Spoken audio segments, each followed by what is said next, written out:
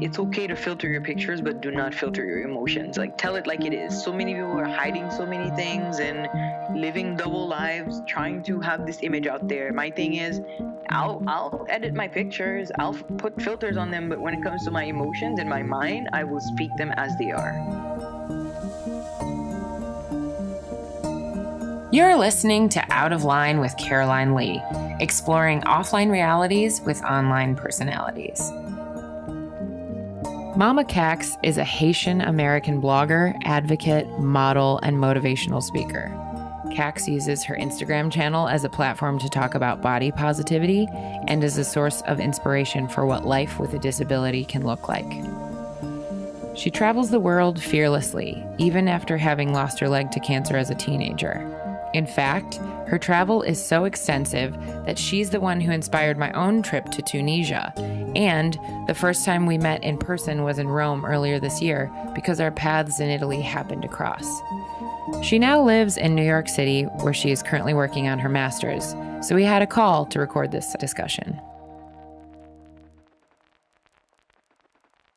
All right, so it is so rad to have you here today, and I love that we met on the interwebs, and also that we've met in person one time in Rome, NBD.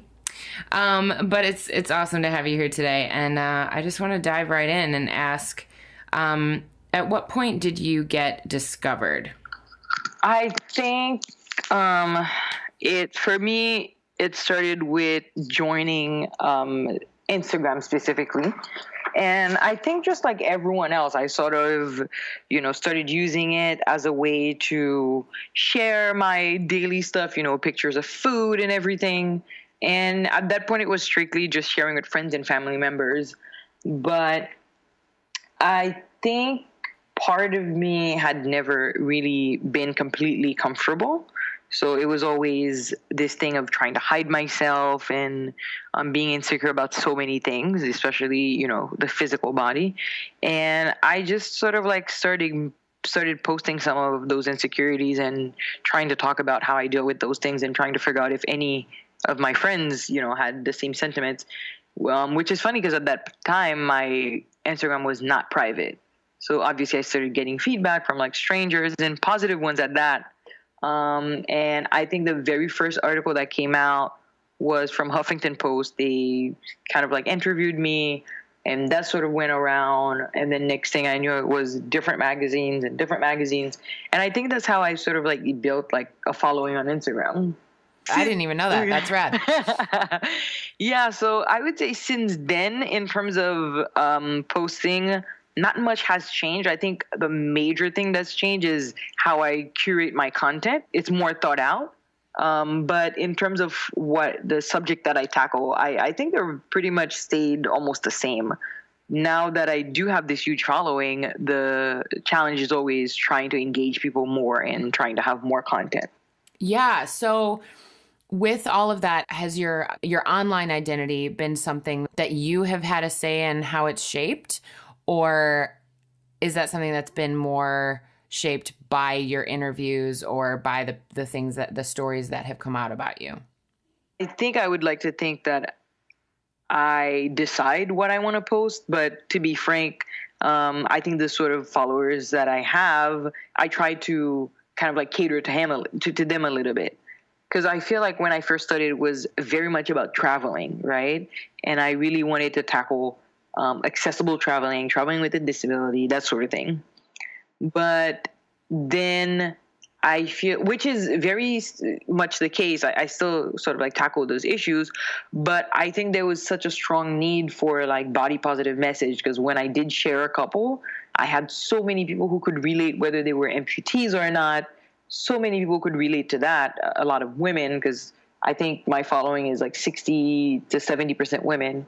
So I think I'm more prone to sharing those kind of message because I think that's what's needed more than anything.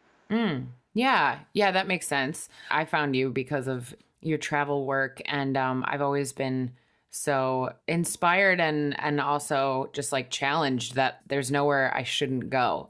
And like you were even the one who inspired our trip to Tunisia this year because you're the only person that I've known that's ever been there. And it was like just knowing a little bit about it and hearing you talk about this is what it was like and this is what this is what not to be afraid of. I think having someone who is just willing to talk about that and be an example of like fearless world embracing is something like you've changed my life just because of the fact that you do that. So I love that you do that. Yeah. I mean, like I literally going to Tunisia, you hooked us up with like a rad driver and that totally changed our whole experience there. And so whenever people are like, I don't even know where Tunisia is, I always think of you and how you really do set that example. So I love that that's a part of who you really are and who you are online. It seems like there's some of a crossover in your air quotes brand of like what you're known for and also who you really are as a person. Yeah. So is there anything that you don't talk about online? Is there anything that you, that are there things that you kind of avoid or specifically won't talk about? I wouldn't say something that I wouldn't specifically not talk about, but there's some things that I've avoided talking about for quite some time, which I've been contemplating writing a blog post.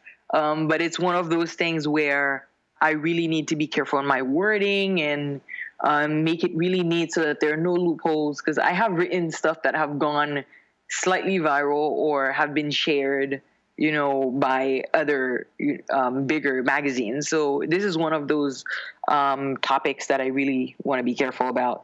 So one thing that I think is very important that I've wanted to talk about is dating, not only as an amputee, but as a person with a disability overall.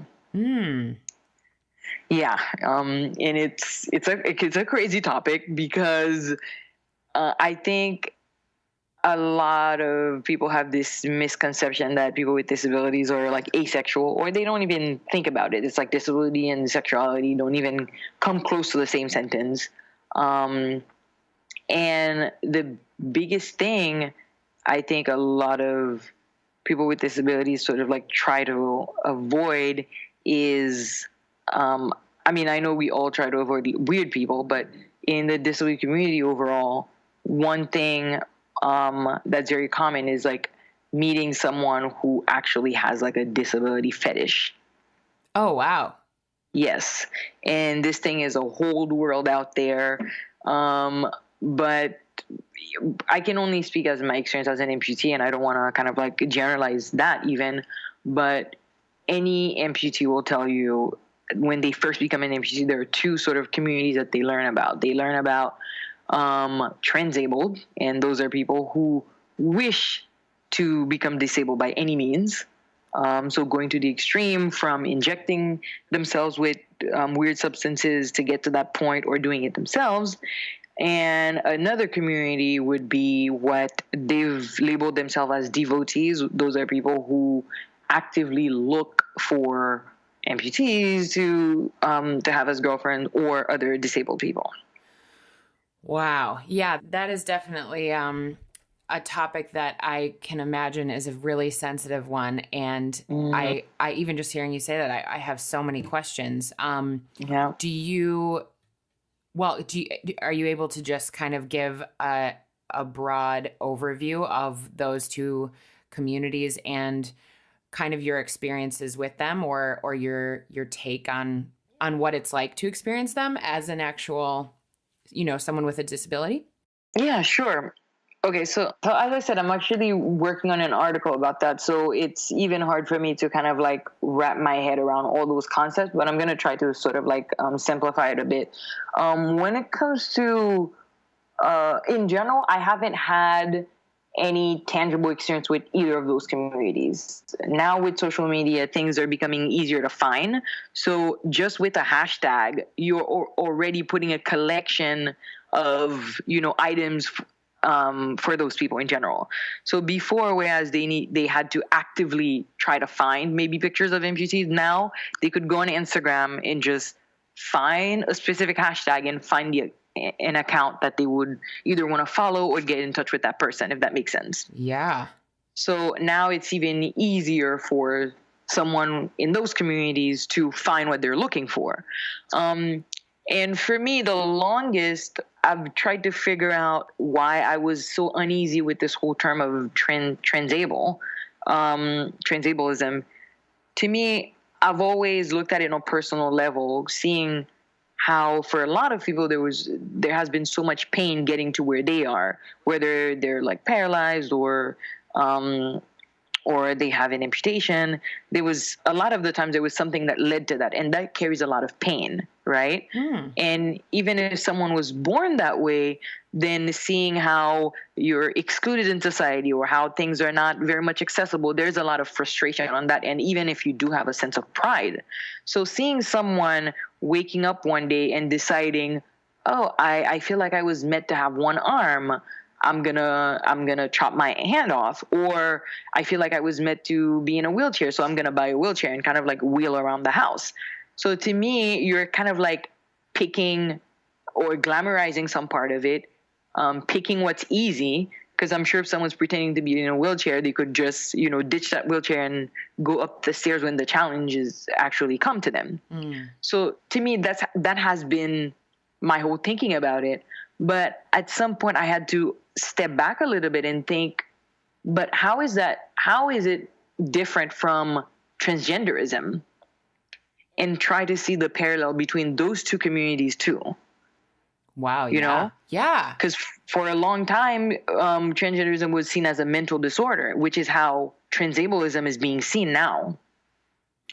So, and I've heard several counter arguments about why they're so different, but frankly, I don't see that much of a difference. So that's why I sort of like stay away from judging that community too much, even though I do have sort of like this, aftertaste and not very fond of that whole community.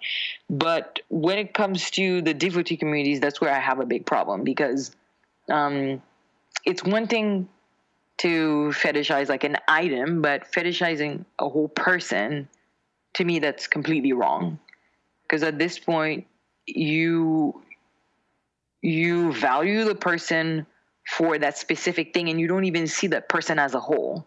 Yeah. There's no actual connection to the personality and the being behind. It's more the thing. It's more the, Exactly. I like redheads. It's something that just kind of objectifies instead of values. So have you had people either date you and then you found out mid-date what you're dealing with, or have you? I mean, I feel like it's one of those things that would probably be kind of hard to spot. For me, I feel like I can confidently say that I haven't had any experience with those people in general, like even going out on dates with anyone like that. And that's probably because I sort of like stay in my friend circle, although I've done like dating apps. But I think and this is another thing that I'm working on with this article, is trying to give a clear, like different bullet points of how you can spot such person.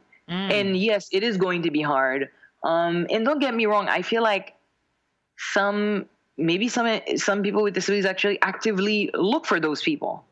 So that's something to be aware also, because I feel like there's slightly a comfort in it, knowing that I think in general, a lot of people with disabilities are not, because they haven't been viewed as, sexual objects in general, or they're not, they're never included in those spaces where people talk about relationships and all. I feel like a lot of them feel like they wouldn't be desired. So for them, having someone who desires only what they have, it would be a comfort thing. So for them, it's like a sure thing. Okay, this person is definitely going to be interested in me because that's what they're looking for. Yeah, there's almost like a codependent kind of enabling where it's like, I need you, you need me. I could, I mean, I'm not speaking from experience, obviously, but I could see where that would be comforting to someone. Yeah, so I think, but I think what it comes from, it's not knowing your value in general, not being confident enough. So you try to go where you feel the most comfortable, I think. And maybe there are people who are dating someone like that and who don't even know it. That's probably the scariest thing. So. Yeah, I can what comes up for me is almost like betrayal. I would be like, hang on a second. This is something that should have been disclosed. Yeah. I kind of want to back up a second. And I know when you said that you've heard this community be kind of compared to the transgender community, and that not necessarily that you agree with it, but you've heard arguments about it. What are those arguments? In terms of argument separating those two communities? In terms of comparing them, like saying that... No, because what I was saying is that on my end, it was hard for me separating those two in terms of thinking about them as completely different, because I saw so many similarities. Whereas I think for some people, they want to see them as completely different. Okay, so what are some differences and some similarities between identifying as transgender and as transable? Yeah. So I would say similarities that I personally see is that you have someone who was born a certain way and has had this feeling for a long time, sometimes even through childhood, thinking they weren't meant to be this way. Right? And I think it's the same with transableism. For some people, they say they've always known they were meant to have one arm, and their goal had always been to try to make that happen. And when they finally did, they felt whole. Right? So I think with that, there's a lot of similarities. In terms of differences, I mean, I feel like I would have to kind of like think about that a little bit. But yeah, even as you were saying it and you were introducing the term and the concept, I was thinking, wow, I wonder how those communities relate to transgender communities, because at what point do you say that it's okay to be born feeling that you were born in the wrong body? And whether it has to do with gender or whether it has to do with, as you were saying, even if it comes to like, I believe I was only meant to have one arm. If we want to embrace the transgender community, then is there a different line in saying, well, except now it's a different story if we're talking about transableism? That's really interesting. Yeah, I'm really fascinated by that. And I'm really excited to hear that you're working on an article about it, because I think even like you were saying at the beginning of this discussion, for someone who isn't in the community of people with disabilities, it isn't something that I see talked about. And so I wouldn't know, like, what is the right way to approach the community? Or, you know, let's say someone who has a disability wants to date someone who doesn't have a disability. Like, what is the right way to ask that person out? Or is there a right way? Or like, those are questions that I don't hear anyone talking about that. So yeah, I mean, do you ask anyone out on dates? How does that go? Do you prefer people to ask you out on, you know, how does that work? Yeah, so for me, I mean, one major part of this article is actually trying to reach out to like the younger crowd, and talking about healthy dating habits almost. And like what not to do, what to do if this is not what you're looking for, how to spot it, you know, a mile away sort of thing. And I think when it comes to dating overall, I think it's just like everyone else. Like I don't think people should think about it too much, really. I think if you're the kind of person who in general would have gone up to someone and asked them out, then by all means, like, do that. I don't think having a disability should stop that. But now in the age of sort of like dating apps, things have changed a little bit. So you're not just coming up to someone and them seeing you and having a conversation. You're online, you have a picture of your face, you're having a conversation, and at some point you have to make that decision whether you want to disclose that you do have one or whether you don't want to. Yeah.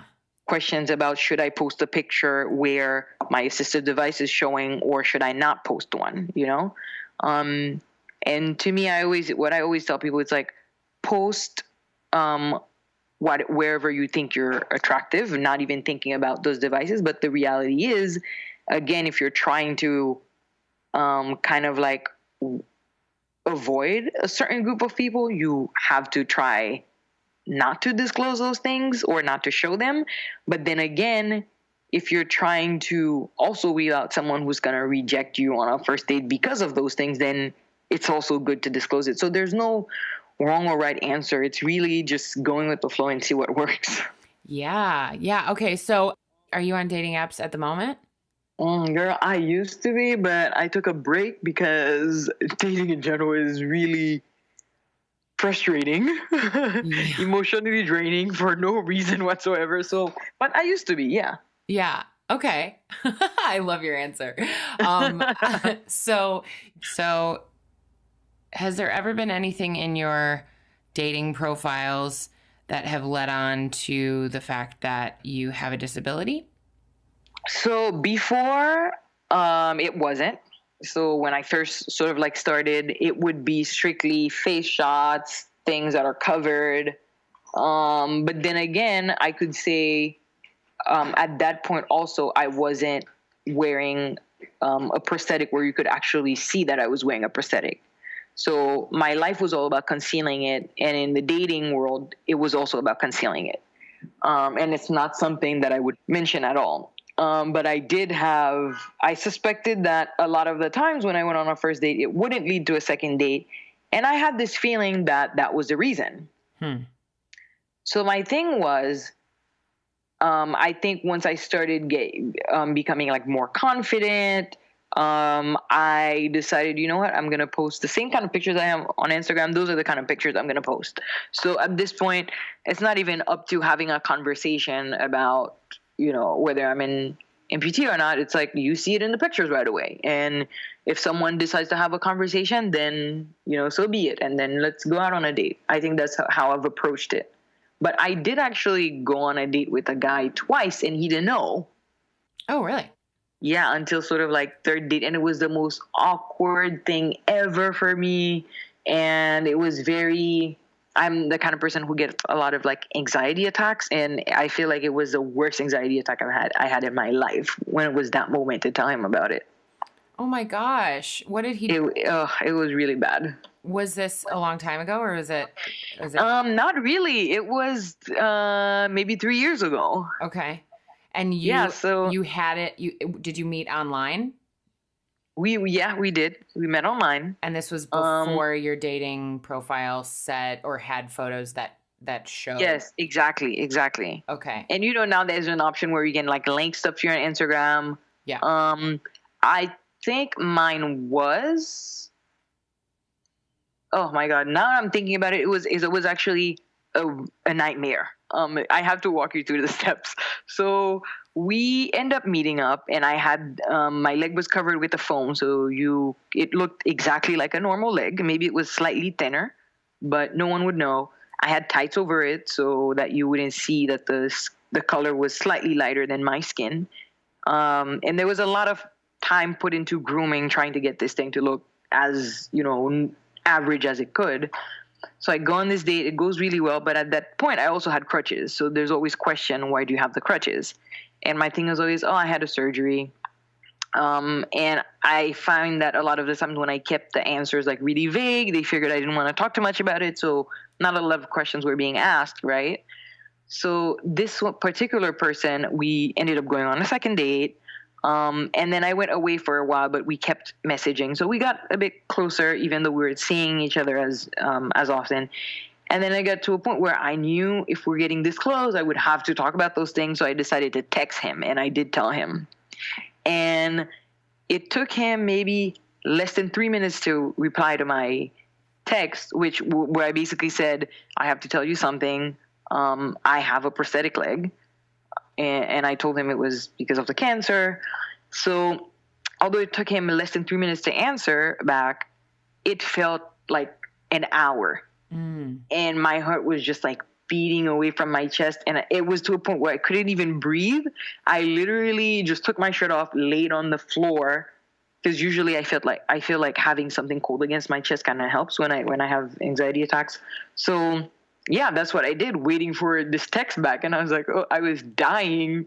And then when I finally did, his reply was basically, I wouldn't think less of you because of that. I went out with you because of your personality and nothing has changed. So yeah, that was basically the reply. Oh, wow. Yeah. And obviously he wanted to know why I decided to tell him now, those kind of things.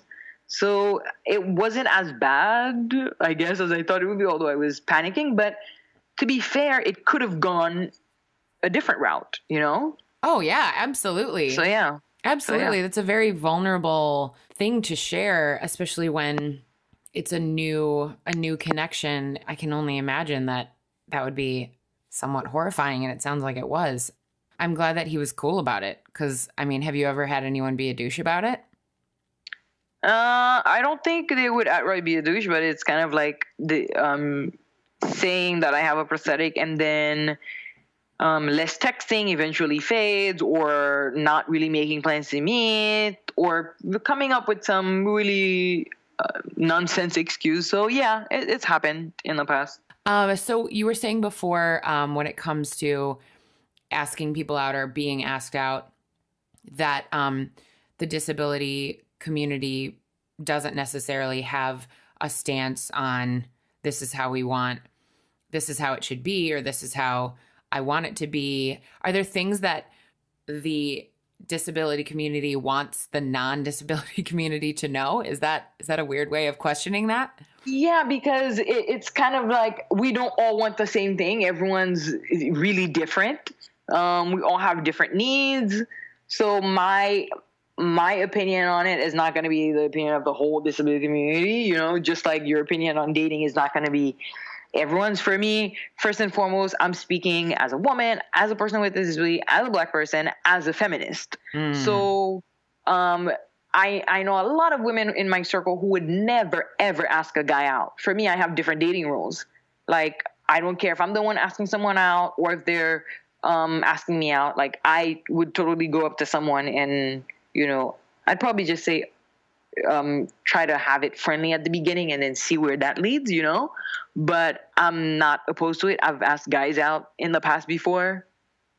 And my only rule is that on a first date, I don't let a guy pay for my date.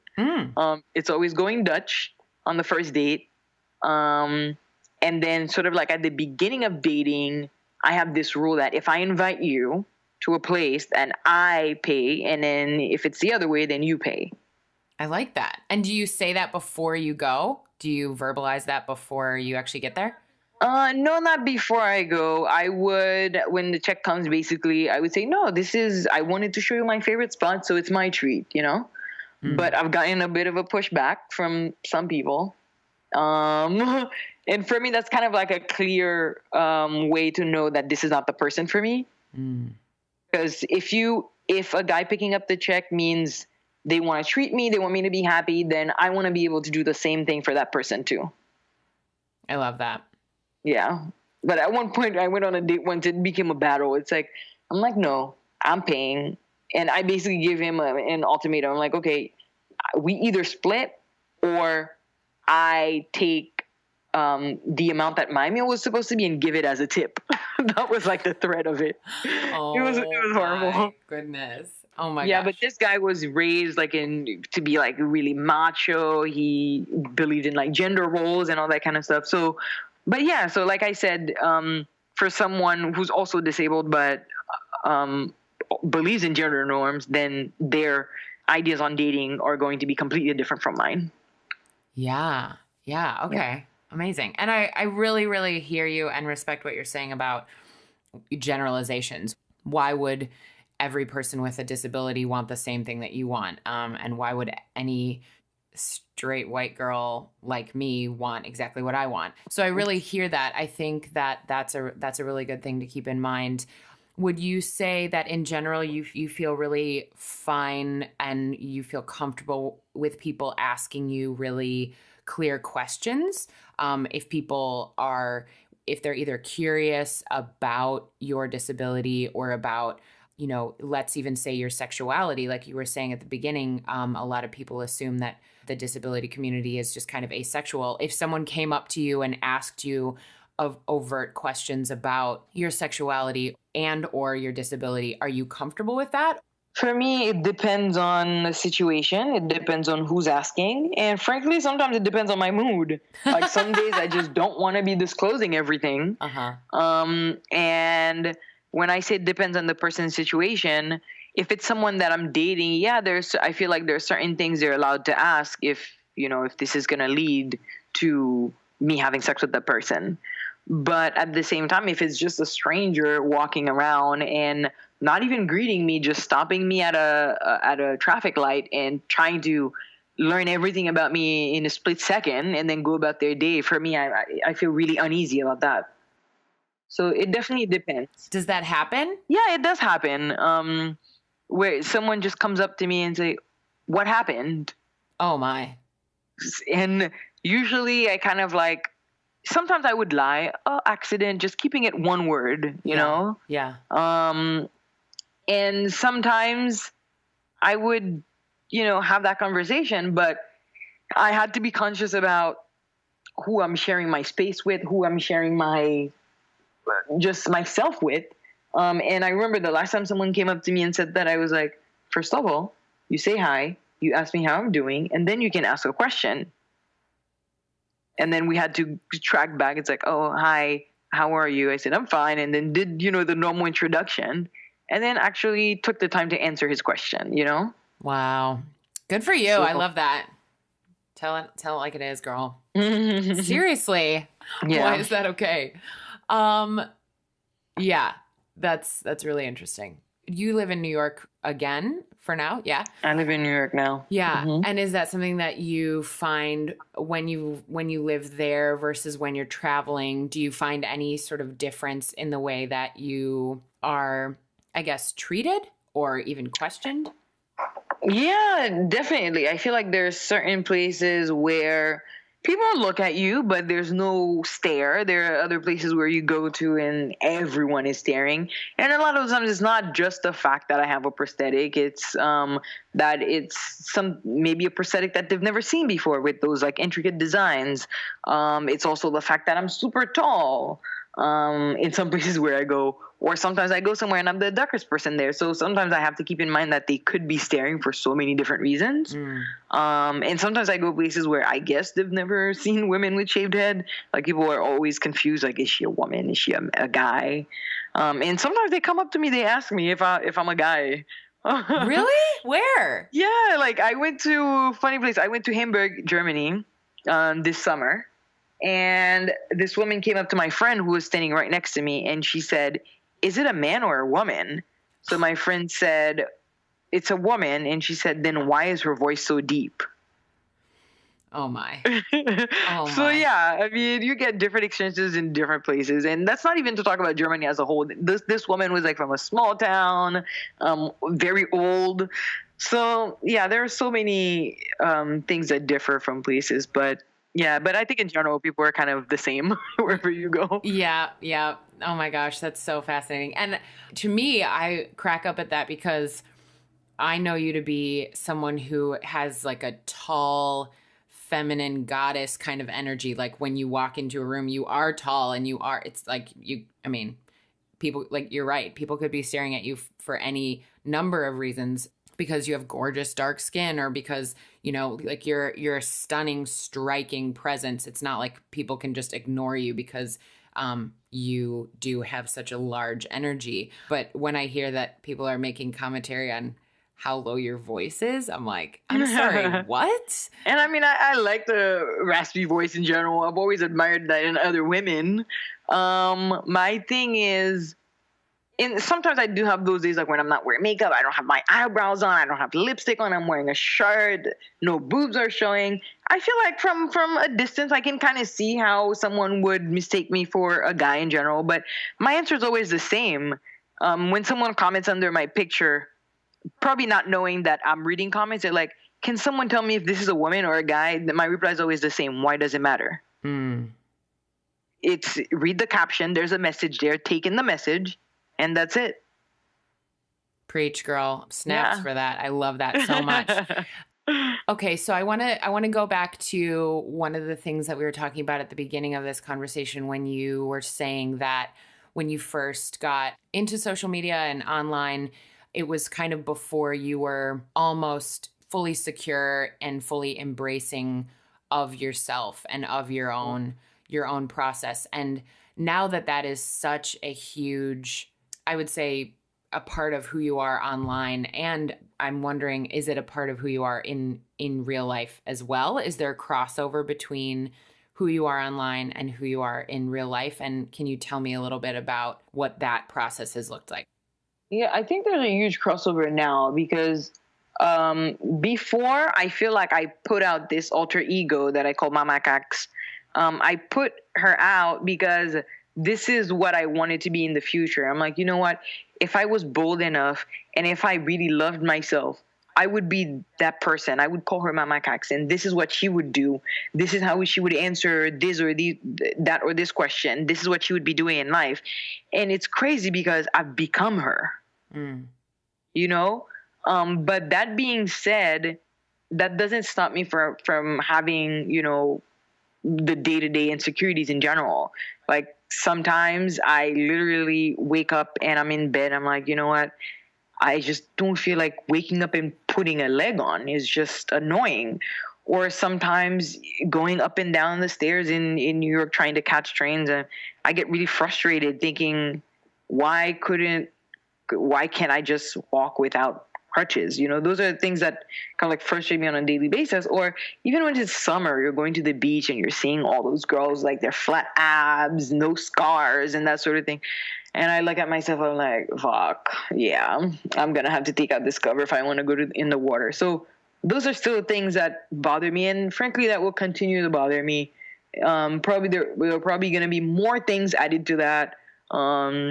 Probably more stretch marks, saggy boobs and all that kind of things, aging lines. I feel like all those things are going to be adding to it. And I'm pretty sure I'm going to be hating and loving them all at the same time.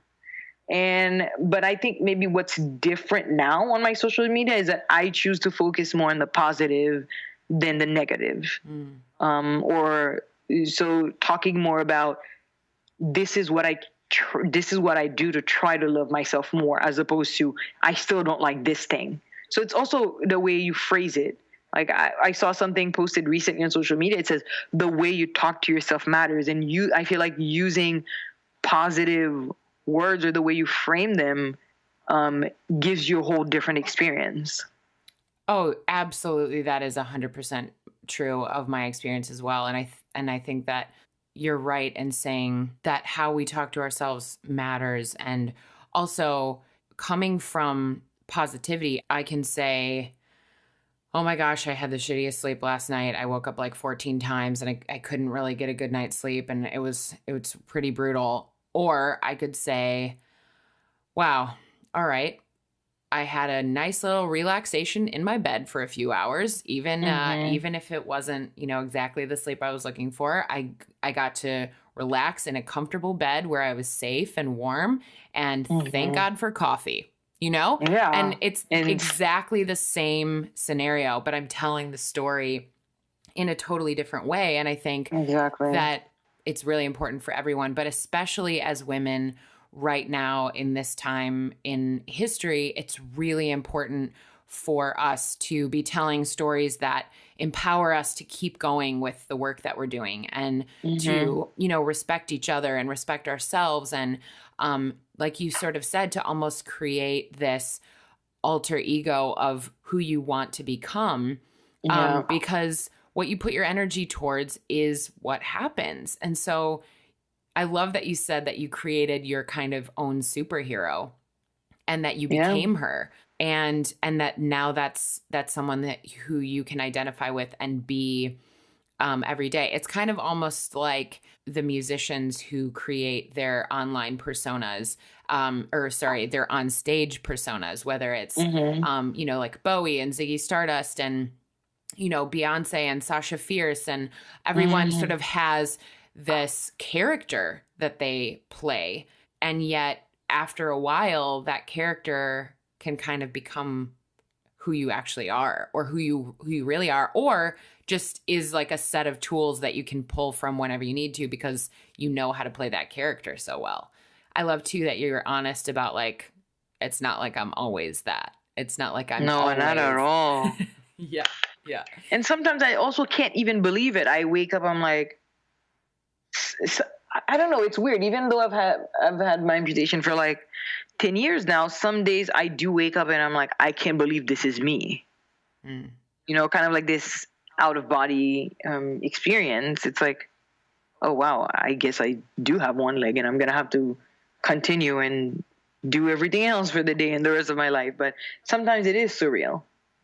But I think what I always say, and this is my motto in general, especially when when people are using social media and how social media has been used in the past couple of years, it's okay to filter your pictures, but do not filter your emotions. Like, tell it like it is. So many people are hiding so many things and living double lives, trying to have this image out there. My thing is, I'll edit my pictures, I'll put filters on them, but when it comes to my emotions and my mind, I will speak them as they are. Wow. I feel like there needs to be just a moment of silence for how awesome that was. That's like, that's the goods right there. Do you put a lot of your process online, either in your blog or in your stories or in your captions? Will you talk about, today's one of the really hard days? I do, actually. I do. I think what I tried to do is wait until I'm in a place where I feel like things got better and then make it into a storytelling. I have those posts that I call story time. And I usually wait for the wave to pass and then give a story time as opposed to in the moment. Although I kind of do that on the story, like on Instagram story. This is something you would see more on Instagram story, but as a post or as a blog, it would be kind of like waiting to see how I can resolve something or how I can approach it differently. And then not only talking about the challenges, but how I face them and how I'm in a better place. Yeah. Because I think so many people are going to so many different things. And the biggest thing is always, the easiest thing is always to try and give up. But I think it's great when someone can see what you've gone through, and then you've tried to make the best out of a situation. Yeah, so I like to give the full picture. You don't tend to post in the midst of the storm, so to speak, but you might do a little story on it, and then you wait till the other side when you sort of come through the clouds to then actually post about it. Yeah, that makes sense. I can see that working, and I think I probably relate to that on a big level. It's difficult to share with clarity when you're in the middle of it, and also because you are someone, and I think I am as well, someone who does really care about telling things in a positive way. And sometimes it's in the middle of it, it can be difficult to be clear on how do I tell this in a way, how do I tell my story in a way that has a positive outlook? Because I'm still in the trenches, And I think for me, it's also my personality always be able to offer solutions to people. And I know if they're going through similar things, me posting that I'm going through it, sure, they can see, oh, she's going through it too. So that's fine for me. This is not enough for me. It's enough to say, this is what I've gone through.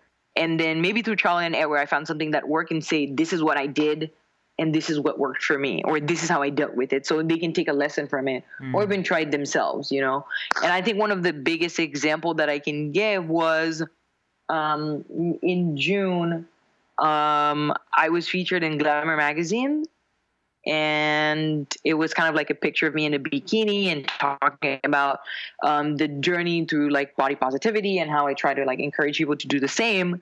And when I posted about it on Instagram, it was also screenshotting different negative comments that people have posted about me on social media.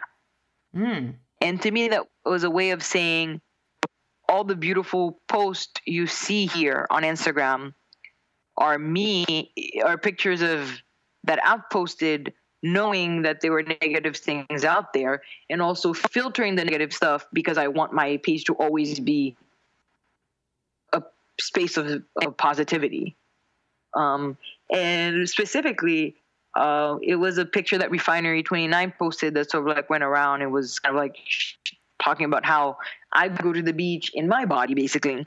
And I found that a lot of men specifically were tagging their friends and literally asking the friends under the picture, would you hit that? Whoa. Or someone actually even took the picture, posted it on Facebook, and saying, if she was the only woman on earth, would you still marry her? Whoa. You know? So those kind of things that I decided not to share, because it's like, what's the point? Like, I mean, when it did come out, it really, at this point, I decided I was going to actually delete my whole Instagram. But it was my way of saying I decided to keep going, and this is where it landed me, in a magazine. Wow. Yeah. But I mean, in the process of all of that, I can see where that would be almost a little bit of an ugly process, because you also have to let yourself go through the shock and hurt and kind of grief of having people say things like that. Like, that's the thing that I think is so interesting about social media, is that it's so easy to dehumanize the people that are online and just be like, oh, I can say whatever I want about them because they're not sitting right next to me. And yet you're a real human who is reading those comments, and they're your feelings, and it's your heart and it's your life that people are making commentary on. And I think that the fact that we can just disconnect from that, you know, as a society, and just be like, you know, whether it's we're talking about celebrities or people online, the fact that we can just talk about them and say, can you believe what she's wearing? Or like, she went a little too hard on the Botox, or whatever it is. Or whether it's people talking about you and saying, would you hit that? Like, it's kind of like, hello, I'm right here. I'm reading it. It's not even just me. Like, someone who's probably like me is reading this thing. Yeah. Anyway. Yeah. That is a really appalling reality. My like protective self comes out and wants to be like, okay, I need to reply to these comments and tell them, you know, and defend. And then the other part of me is just like, they're probably like that in their real life anyway. They're probably people who are just generally a little bit insensitive. And so maybe I just tell myself it's not personal, and focus on, like, there are always going to be the haters, and there are always going to be the people who don't get it. Whatever you do. Yeah. Yeah. Like, get out, you know? Yeah. This has been so rad. Stick around for part 2 of this discussion, where we'll dive into the online portion of social media realities. This episode of Out of Line was produced by me, Caroline. All sound editing, engineering, and original music composition by Jaden Lee. And a big thank you to Cat Footwear for working with Out of Line this season. Hit subscribe to get the next episode on your mobile device when it drops next week. And if you love what you heard, please whip out a review, will ya?